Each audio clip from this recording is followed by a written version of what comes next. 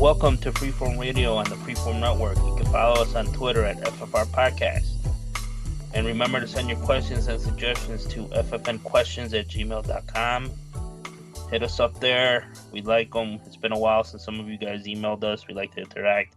So hit us up there. Again, Freeform Radio. We got Daniel. Yes, sir. Man, I'm a little tired today, but I slept half decent last night, so I'm not really sure what the heck's going on. My son's just getting over a cold, so maybe I'm finally getting it, but we'll get this podcast going, man. Yeah, thanks. We got Andy. It's all good, Andy. I'm here. Talk your ears off. Noel, I think he's doing some babysitting or something today, but he'll catch us next time. I'm glad everybody's gonna check us out this week.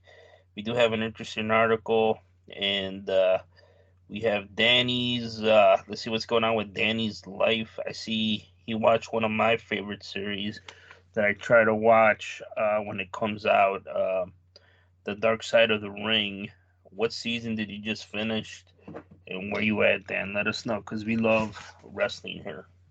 Heck yeah, man. I know there's a ton of wrestling news, which I think is part of your convo later, but yeah, man. Vice TV, I think it is, the publication. Yeah. It just filed for bankruptcy. Yeah. Really? Oh, snaps. Yeah, they just released their new season, like early mid 23. And season 4, I usually, like you, Andy, I try to stay up with them because they show a lot of interesting behind the scenes discussions, in depth about wrestlers. And this season's no different. There's a couple good episodes. There's a couple like filler kind of episodes. But either way, I know that you said that you got pretty deep into it, but you haven't finished it. But I know that like that first one, the Chris and Tammy, that's a real famous one, and one that a lot of people know about. Without the Vice City, there's just been a lot of coverage on that, man. To me, when they first came out, I first recognized them in ECW, when we would watch it on, I think it was like on Channel 26 or whatever it was, Right. at like 1 o'clock in the morning. And that's the first time I would see them, and I'm like, oh wow, she was a really pretty girl. And then they suddenly transitioned over to WWE, but their gimmick kind of changed, and I never really dug them too much until the whole Attitude Era, and then Tammy became like this real flamboyant chick. Then Chris was kind of left behind. But did you get a chance to watch that first episode? That was probably like one of their big ones for this season. Yeah, it's the Tammy and Chris, which is Chris Candido and Tammy Sitch, but I think and everybody remembers her as Sunny in WWE and ECW. And yeah, I mean, we're older. How popular Sunny was at the time. She was the Like, most downloaded lady at that time. on AOL, the Right. keyword AOL, whatever. Yeah, Netscape or whatever. Yeah. So yeah, and Vince rode her to the top, and then they got tired of her. But yeah, she and between Tammy and Chris is like such it's just a convoluted mess, man. Like, they met young, and then the Dark Side of the Ring kind of, they got an hour to fill this, and it goes pretty fast. But there's a lot of stuff they left out, and what happened to Sunny now, it's kind of sad. And but it is the Dark Side of the Ring, right? You never really get anything positive out of this. But yeah, I mean, it was what I recall was pretty serious. They have, I think, her Chris's mother and her Right. brother talk, right? Right. Yeah. Yeah, the mom and the brother. So yeah, and then the mother was like, "Oh shit, like, why you shouldn't fly after surgeries and stuff." When he was in Impact Wrestling or TNA at the time. But yeah, it's I mean, Chris was nice. I mean, he was a good worker and everything, but sometimes I think he gets put up there because he died so young. But I don't know. I don't remember. Was Jim Cornette talking on that one? Yes, I think yeah, he said because he was like ahead of his time or something like that. He said at some point. yeah, because I guess they started off in the southern Smoky Mountain. Smoky Mountain, right? And so he kind of his claim of fame is that he found them, or he what do they call that when He you debuted him there, yeah, helped him yeah, out. Yeah. right. So he's the one that kind of developed them in there, and then they went to ECW and then WWE and so on. But yeah, man, that was a really interesting one.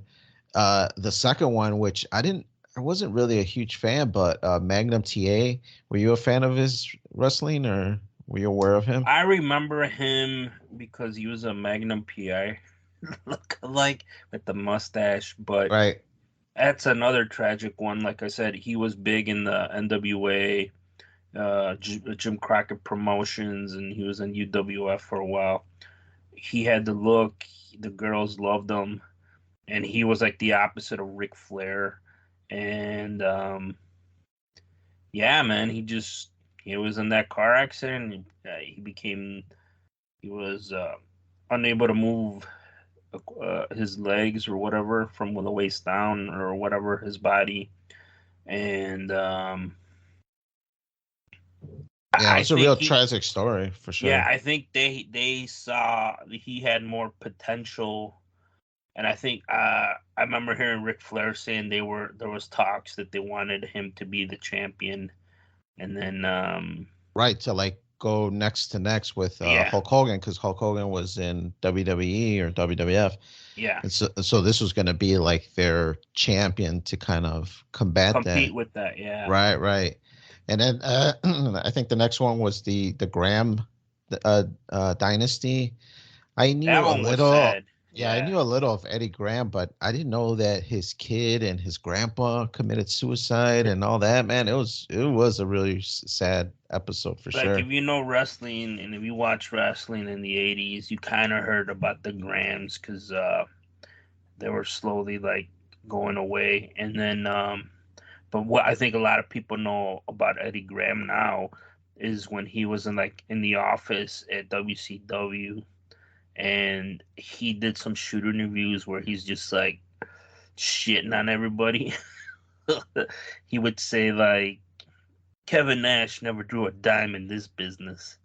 Never drew a dime. Eddie Guerrero, like he would say these comments, and that's how people know from and the younger people now because of those YouTube shorts and videos from that shoot interview. And then Right. unfortunately, what happened to him, yeah, it was sad, and um, what happened to him with and his dad and then his son, like that whole thing was just like messed up, man. Like Yeah, the whole family. that one was really sad, yeah. Right, right. And then I think the next one was the Doink, the clown gimmick with Matt Bourne. Yeah.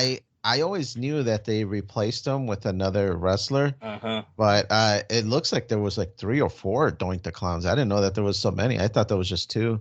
But interesting. I was never a huge Matt Bourne fan, so I'm not sure if you even knew him before he did the I Doink didn't gimmick. know. I mean, I know Doink, but I think the best thing out of that thing was with that fight with Hacksaw at that independent show.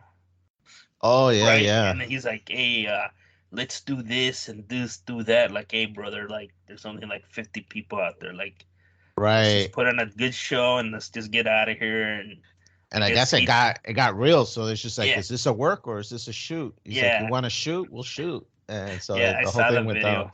Yeah, that Yeah, was hilarious. Like, well, we're shooting, brother. Let's do this. And then he yeah, like just stepped out and walked away.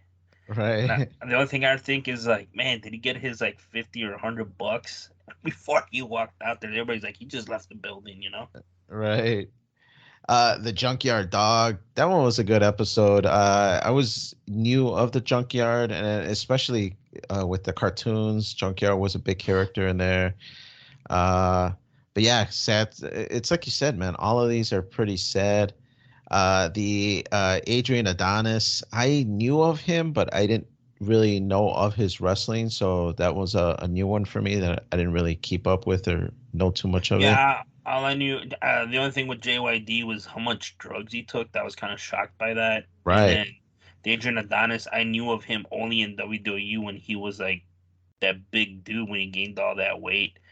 I didn't know anything about before he was like some bad. Yeah, like the biker from New York or whatever. Yeah, that was kind of crazy. All right, yeah, Andy. So the Doink, he's the clown, man. He was a good wrestler while it was going. The next episode, JYD.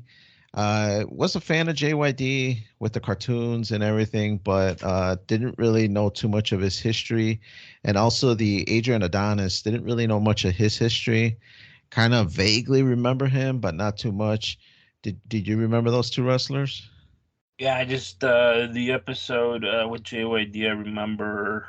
I mean, I knew, like you said, of him from the Vince's. I know you were Thing more he did. familiar with the South wrestling, so I know he was Yeah, there. no, I didn't know about Mid South at all. And then when he Oh, came okay. there, I like how big, what superstar he was there. And then like the other thing shocking from the episode was the drug use, like the amount of drugs he took.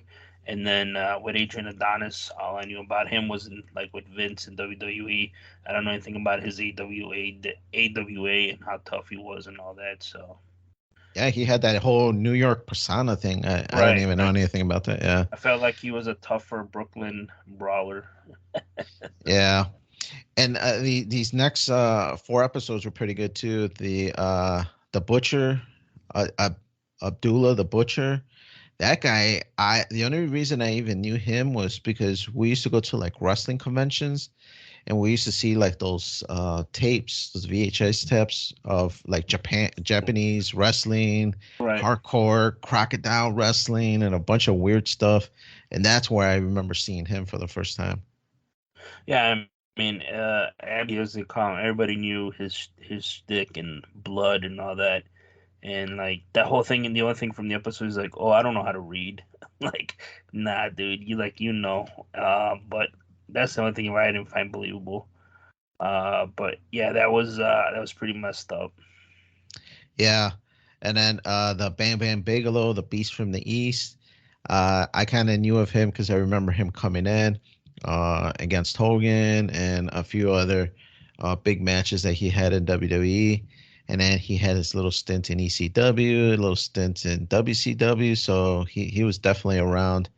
And it looks like he ran hard and fast. Yeah, he was. That was another good episode. They talked to his kids.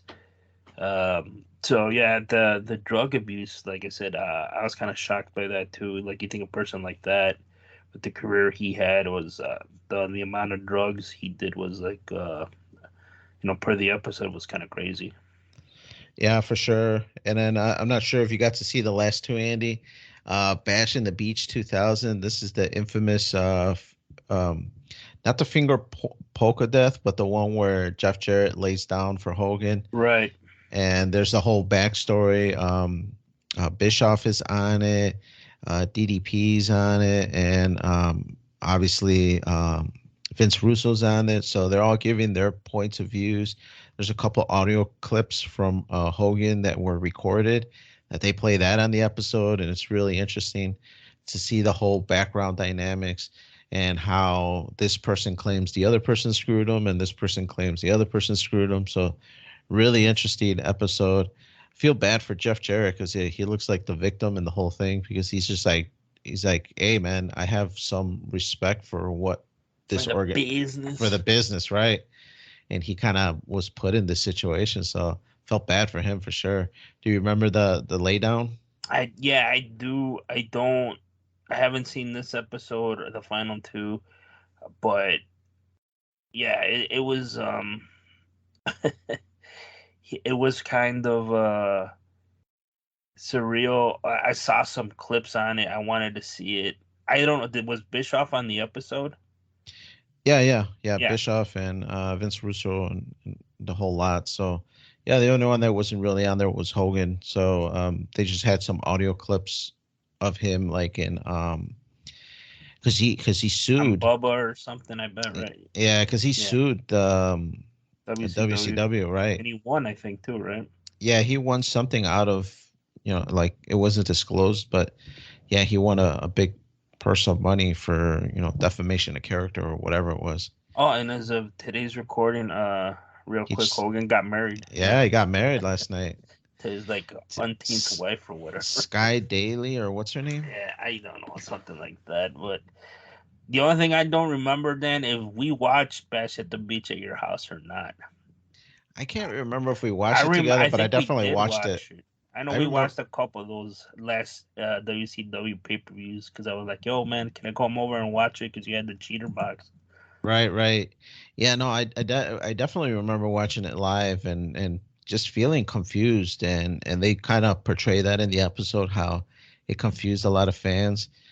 But yeah, another good episode. And then the last one was a trip with Marty Jannetty.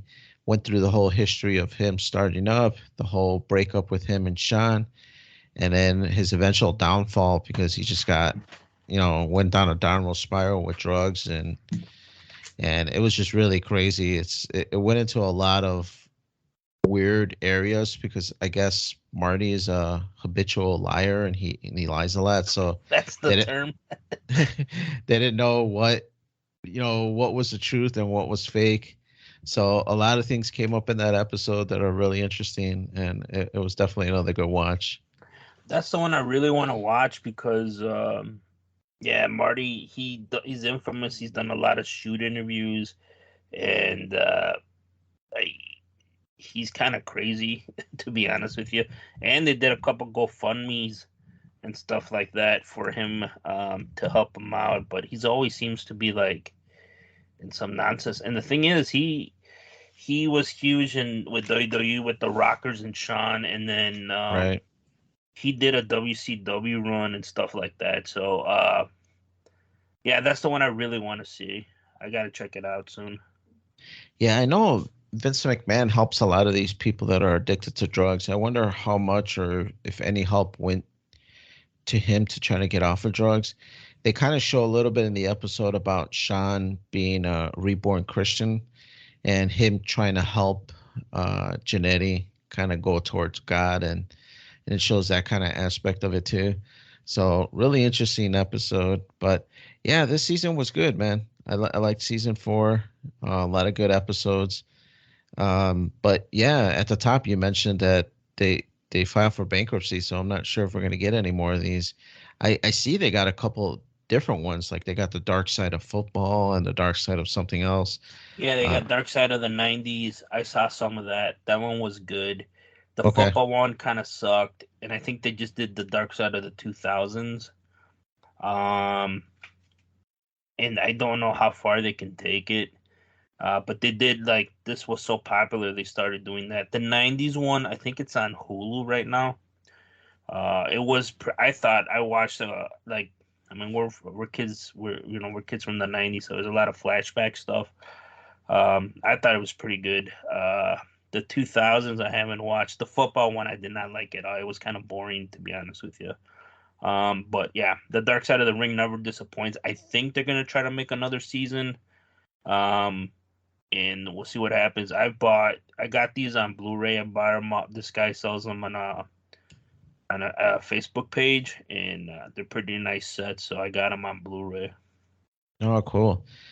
Yeah, I might have to check those other ones out. I was interested in the football one, but now that you said they're not that great, maybe I'll watch an episode or two of the 91 and see if that kind of hooks me. But yeah, man, always a good season. The Dark Side of the Ring. We'll have to see if there's going to be a season 5 or not. But Andy, keeping this wrestling conversation going, WWE and UFC merger is complete, and yeah, the whole merger is complete, and it comes with some layoffs for some of the wrestlers. Fill us in, man. Yeah, I mean when I don't know, like business side, everybody's been talking about when WWE merged with UFC and they created this TKO company. Um, but I think this month, by the time the episode drops, it's been about a month since they've been merged, or like a couple. Like yeah, it's gonna be about a month. So with anything, redundancies and all that and, corporate jargon they use, a lot of people in the office got let go. I think it's over 100 people. It was on Friday, and then word trickled out that to some of the performers or wrestlers um, were gonna be coming soon. And I guess that happened. I mean, the biggest name on that was Dolph Ziggler, and then after that was Matt Riddle, and then a bunch of people, some people from, I think it was like total of 11 people, and also that SmackDown is going to USA. Fox didn't renew their deal with them, so now that puts on perspective what's gonna. I was reading that Raw might move somewhere, so I don't know if it's going like internet only or something like that, but there's rumors that they're gonna move it. And now that Vince McMahon is not in control, so I want to know. What I would like to know, who's negotiating all that. I don't know if it's still like Nick Khan or whatever, if he's doing that.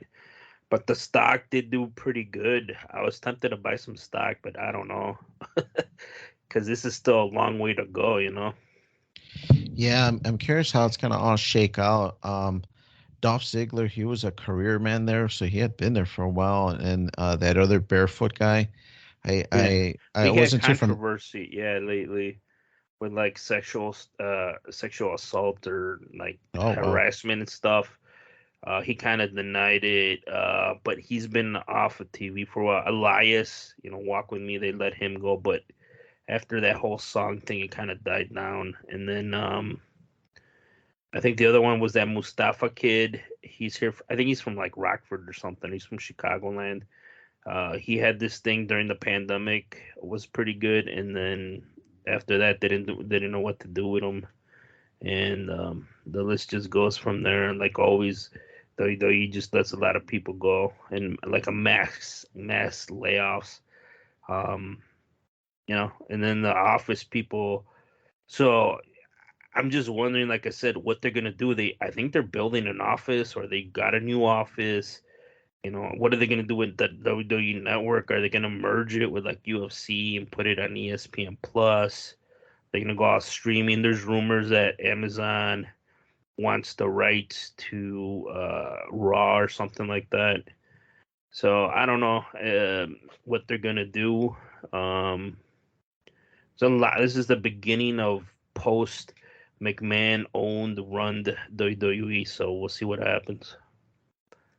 yeah, it's kind of crazy. Unrelated to wrestling, I had seen some behind the scenes numbers for some of these streaming sites, and it looks like most companies, when they go out to look for content, it can cost them anywhere from twice to three times the amount that it would cost them to make it in-house themselves. But the problem with making it in-house yourself is that you don't know if it's just going to be an utter failure, where if you go outside and buy something, you kind of have a thought or an idea of what it is and if it's going to do good. If it's something that's older and you're just bringing in the catalog, you have an idea of what the worth is for it. So it was kind of fascinating to read that article on some other streaming stuff, that it can cost up to three times the amount of you producing it yourself. So I don't know how much more Amazon's going to want to go and farm out and buy other content.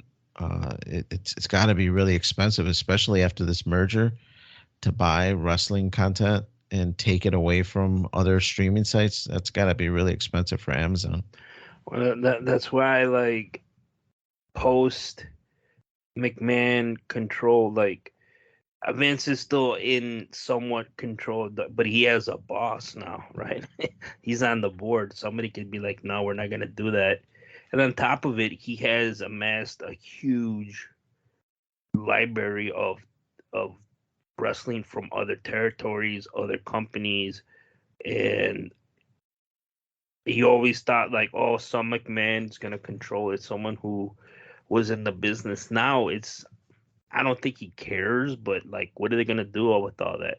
What are they gonna do with the network? Like, are they gonna just merge it into like with the some different like brand or like it's. I don't know if they know the value, and then there's value of what they have. I mean, pretty sure they know, but I think they wanted it more for the live business because that's where WWE still makes a ton of money, and then on top of it, they make a lot of money from the TV. But everything else, like they still produce stuff for they're getting paid to produce stuff for like networks like A&E and biography, mostly A&E, and then stuff for Peacock, and they're leasing it or they're selling the rights to it to show it to other networks when it used to be like let's just keep it in house. But I think they found out something. Uh, that's why like let's get money for it to pay for it, and then hopefully they'll come and watch it on our network, our streaming platform, because we're getting money from Peacock to have our network there. So yeah, it's what the future holds, who knows? But I think in 10 years, the WWE is going to be completely different from what it is now. And it's going to be interesting to see who's going to be running it. And I think that is going to come as a shock to a lot of people who are used to just the McMahons running wrestling since we've known, before we were born then. And like that kind of, not they're running the day to day, but ultimately they don't have the final say. And it's going to be interesting to see what happens with them because I have a feeling it's going to turn into like WCW, man. It's going to be like sold off, like, and all this stuff is going to get crazy. Yeah. So I'm not sure if you know, but I'm assuming they bought everything, the whole library, the Yeah, the name, network, the everything. network, Yeah. everything that's associated, all the back catalog libraries from all the stuff they picked up, the Midwest stuff, everything's theirs. Yeah, they spent a lot of money buying those libraries. Like somebody's job was to do it. I think Triple H had that for a while. He picked up a couple huge catalogs and they were searching for stuff. Um, so what happens to all that content? Like it's just stored somewhere. Like I was reading that the way they have the pay-per-views now, that I don't know if you know, they have them on Saturday nights now. The special live events, as they call them. They don't call them pay-per-views. Right. They have them on Saturday nights, and then now that they merged with, they formed this company in UFC. UFC runs pay-per-views on Saturdays. So what are they going to move the wrestling events back to Sunday? You know, and like, are they going to? Then there's rumors that they want to make it pay-per-views again. And for the last couple of years, we've had where we watch whenever we want for $9.99 or whatever, and when we want it for the pay per view or the special event, even WrestleMania. So, what are they gonna do with that? I think we tell people, yeah, go back to pay per view. I think there might be some pushback on that. Yeah, for sure. Well, it's funny. I mean, I don't want to derail your conversation, but on that article, it also did make mention that a lot of these companies that end up putting these platforms, they end up losing a ton of money. I mean, we see it all the time. Disney Plus is having a lot of problems.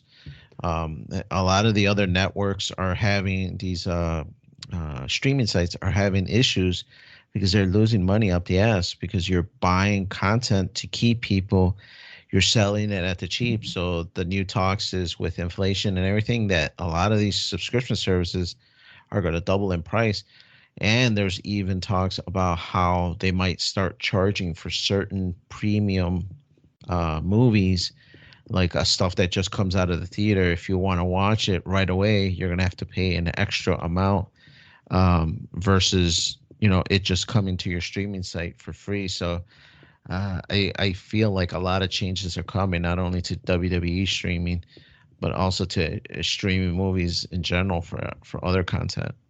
Well, that's what happened. I think Disney did try to do that during the pandemic with Moana, Mulan. yeah, that one. Mulan, and they're like, "Oh yeah, you can't go to the theater, watch it at home for $40," and people are like, "What? $40?" Like I think they were thinking like, "Yeah, I'll pay 10, $12, but not fucking 40." I think if I remember correctly, it was like 38 and change because they're gonna have like a family of four, so that comes out to like $10 a ticket or $9 a ticket or some shit like that. and then that's how they calculate. I remember reading their math on this, and I was just like, yeah, you fucked up. But yeah, I know that streamings are struggling. All of them are losing money. I think Netflix might just be breaking even, but even they've jacked up their price, and everybody else um, I'm in this group. They're like Paramount Plus gives you a free month, like every month if you sign up to this thing. They're like even for returning customers, like sign up now and get a free month. So, like, some people said they've had Paramount Plus for free for like 4 to 5 months at a row. Then they stop it, and then they get you to sign up again, like like a month later, with the same password, or they use a different password, Right. and it is just ridiculous, dude. Like, I don't know. But getting back to WWE, they invested a lot of money into the network. They sold out. They rented it out to Peacock, so we'll see what happens. Um, I don't know, but I'm still debating if I should buy the stock. I think it's over 100 because the stock was booming for WWE even before the merger talk. When the merger talk started, or there was rumors, that's when it boomed. And we'll see what happens, man. The other thing I want to talk to you real quick, just some life stuff. You know me, that I like to talk to people. Apparently, where I work, man, there's a lot of conspiracy theorists, and I talked to them, and I thought, like, I keep a lot of it to myself, or I share some thoughts, but finding out more and more, there's a lot of people at work that are conspiracy theorists, and they believe in the ones that necessarily I don't believe on.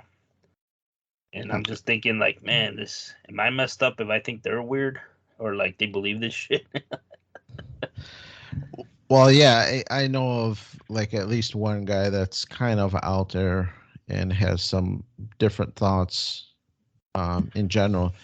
But yeah, man, I think it's becoming more normalized to think out of the box. I mean, not to jump into it, but the article that we're going to talk about today, there's a lot of people talking about how uh, even if even with this like some kind of physical evidence, it's not enough. It's like people are really they're conspiracists by default, and they think anything other than what's in front of them, or until it's in front of them. So, in a lot of cases, I could understand how people have these out there thoughts because if you can't see it, if you can't feel it, a lot of people have troubles connecting to it. Yeah, that's what I'm saying. Like, there's I know like three, 4 people. I mean, we're a small company, but I think this all started. I think people are more open about it, especially after the pandemic and with the jab. Remember all that like disinformation that came out, and people were like, "It's BS," and it went from there. And then, but so people just talk about it more freely, and they share videos. Like the one was one of the gentlemen that I talked to. He was telling me like the mosquitoes have serial numbers on them, and then he showed me this video. But with the funny thing, all the videos were in Spanish, so I don't know if that means anything.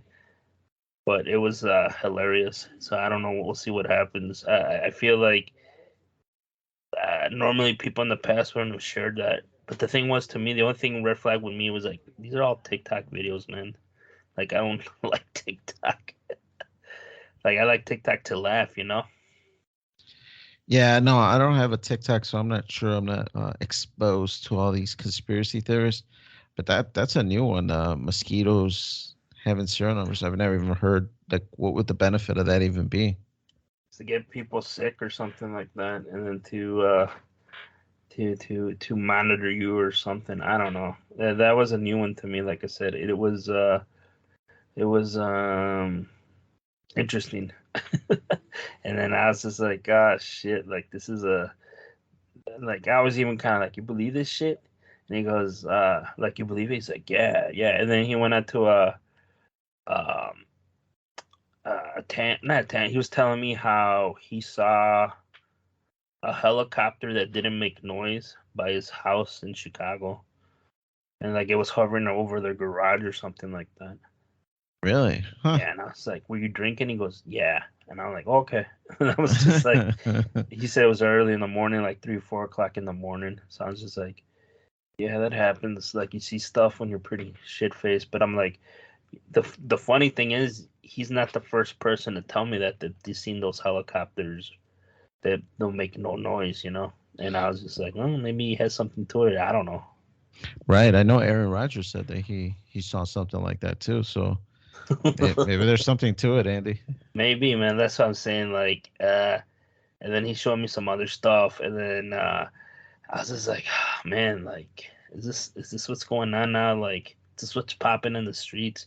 Like, I love all that shit, and but also it's just like, I don't know, man. I don't know if you should be sharing this because some people might get weirded out. Like his latest thing, like you know me, I get into like Bigfoot every once in a while. He was telling me his new thing is he's watching videos on sea monsters and stuff, and he's seen videos of fishermen like fighting with sea monsters and stuff like that. And I'm like, oh, okay, like that I can believe, you know, because we don't know. They find a new species all the time, so uh, you know, I don't know, but I was just like, you know, interesting. And then he's talking to me about Nephilim and like UFOs and stuff like that. And that's like I said, like that's where I'm like, yeah, man, I believe all that shit. So Right. It's kind of crazy how that you kind of read as being reasonable, but then some of the other stuff you're just like, man, that's kind of out there. So it's like, have you been desensitized with all the other stuff that you kind of normalize it, and put some validity to it, you know? that's what I'm saying. Like stuff could get pretty wacky. Like even after like 9/11, you know, we just had the anniversary. Like there was some crazy shit coming out early on YouTube, and it was like I was obsessed about it for like a year. But after a while, I'm like, I don't even know what to fucking believe no more, you know? Because there's just so much shit out there. Yeah, I know for sure. Yeah, man, it's tough to tell what's real, what's not. A lot of it is really far out there. I'd like to think that everybody's truthful, but as we know, that the media tends to sway things to their perspective. So it's kind of tough. It's probably the worst it's been. Where do you get the information to know what's the truth? So it's really difficult. Yeah, like I said, I just like talking to people, and I like everybody has their own perspective or what they believe, and I'm like, I'm cool with that. Because there is some pretty far out shit. So, um, but that's gonna take us into our article of the week because it's some pretty far out shit. All right, so our article this week is about those alien bodies that found in Mexico. And like I selected this article, it's a Reuters article. So Reuters is it's like it's like a good news service. I know in September 16th, Jaime Musan, like I've been watching him since I've been a kid, dude. This guy's been like when YouTube started, he had his own YouTube show back in the day and everything. So I know who he is. Is this the Primer Impacto guy? No, this is a different guy. He all Oh, he okay. did was like paranormal and UFO stuff. Okay. Um, they go for Jaime Musan, a Mexican journalist. I don't know, is that racist then? Maybe, right? Kind of. As a UFO enthusiast, you see what they mean? They're already trying to like say like, oh, he's an enthusiast.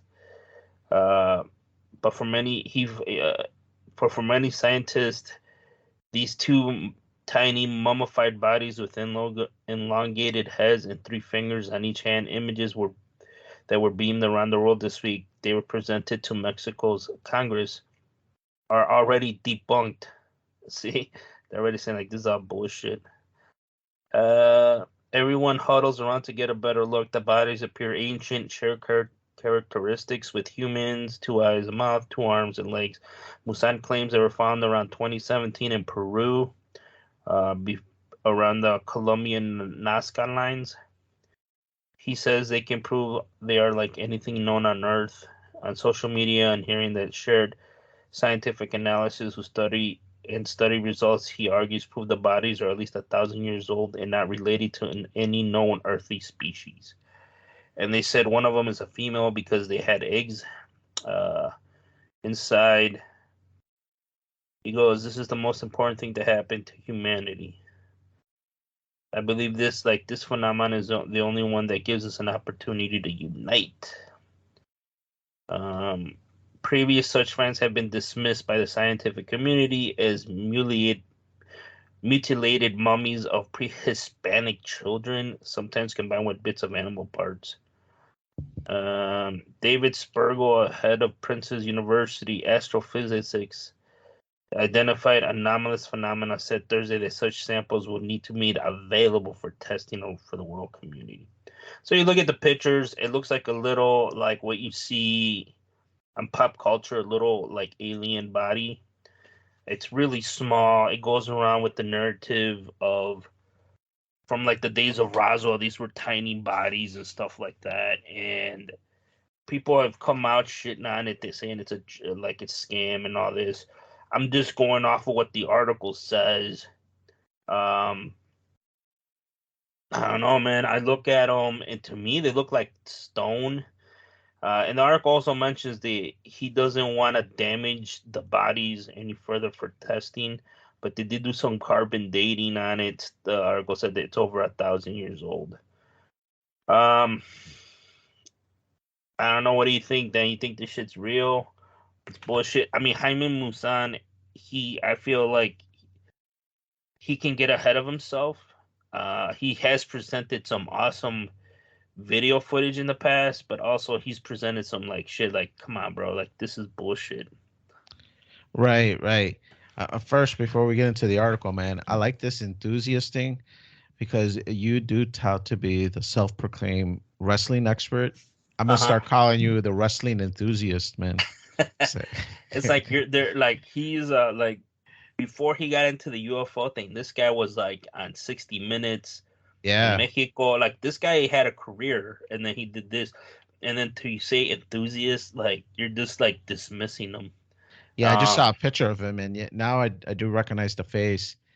And yeah, man, I've seen a lot of different things about the bodies. I've seen some theories as far as that they're mummies of infants.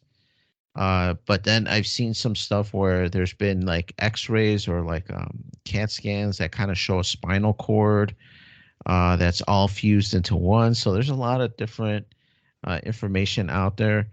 I saw Neil deGrasse in an interview. He came out and said that he believes that they're fake because their nose cavities are intact, and that usually bones in the nose would disintegrate or something just because they're cartilage and it's not bones. And I'm just like, well, the first thing I thought, well, how does Neil know what an alien has in their nose? It might be all bone. So I dismissed that right away. But yeah, I saw Joe Rogan put in his 2 cents. He kind of thought it was a mummy.